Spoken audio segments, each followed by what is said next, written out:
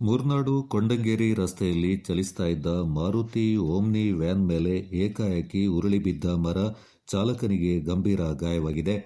ಚಲಿಸ್ತಾ ಇದ್ದ ಮಾರುತಿ ಓಮ್ನಿ ವ್ಯಾನಿನ ಮೇಲೆ ರಸ್ತೆ ಬದಿಯ ತೋಟದ ಮರವೊಂದು ಉರುಳಿ ಬಿದ್ದ ಪರಿಣಾಮ ಚಾಲಕ ಗಂಭೀರವಾಗಿ ಗಾಯಗೊಂಡು ಆಸ್ಪತ್ರೆಗೆ ಸೇರಿರುವ ಘಟನೆ ಮೂರ್ನಾಡು ಕೊಂಡಂಗೇರಿ ಮುಖ್ಯ ರಸ್ತೆಯ ಐಕೊಳ ಎಂಬಲ್ಲಿ ಗುರುವಾರ ನಡೆದಿದೆ.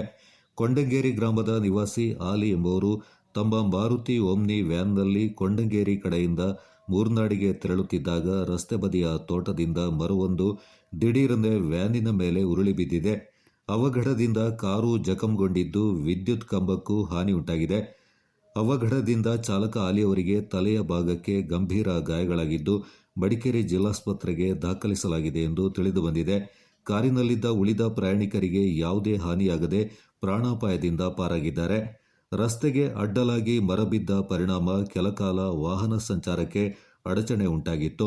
ಮಾಹಿತಿ ತಿಳಿದು ಪೊಲೀಸರು, ಅರಣ್ಯ ಇಲಾಖೆ ಹಾಗೂ ಸೆಸ್ಕ್ ಸಿಬ್ಬಂದಿಗಳು ಸ್ಥಳಕ್ಕೆ ಧಾವಿಸಿ ಸಾರ್ವಜನಿಕರ ಸಹಕಾರದಿಂದ ರಸ್ತೆಯಲ್ಲಿದ್ದ ಮರವನ್ನು ತೆರವುಗೊಳಿಸಿ ಸುಗಮ ಸಂಚಾರಕ್ಕೆ ವ್ಯವಸ್ಥೆಯನ್ನ ಕಲ್ಪಿಸಿಕೊಟ್ರು. Kodagu channel news, Zakariya Napoklu.